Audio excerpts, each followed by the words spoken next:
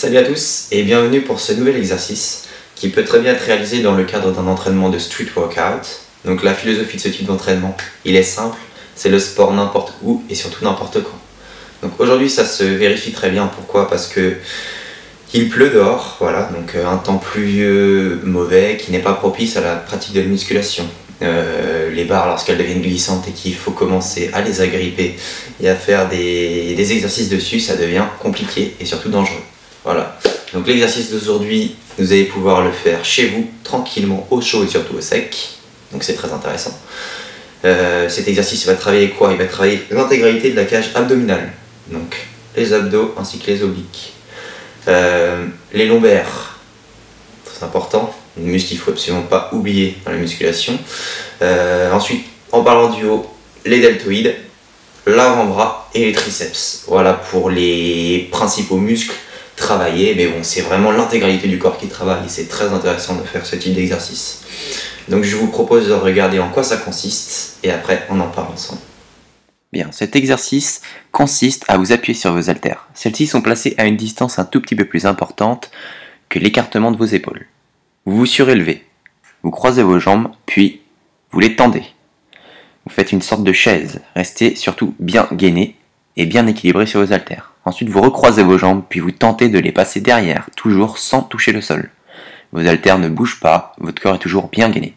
Ensuite, vous remontez, vous repassez devant, vous les retendez une dernière fois, puis ensuite, vous les recroisez, puis vous pouvez vous poser.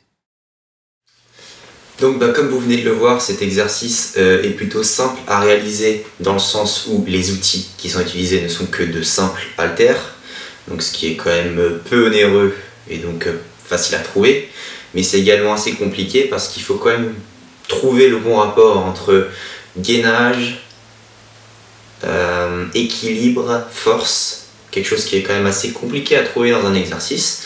Donc cet exercice est très complet, c'est ça qui est très intéressant, il peut se faire partout, vraiment partout. Il peut se faire par exemple sur des barres parallèles ou alors sur des barres à dips, voilà, donc c'est quand même des choses qu'on peut trouver très facilement et puis très régulièrement dans toutes les salles de musculation et puis également dehors.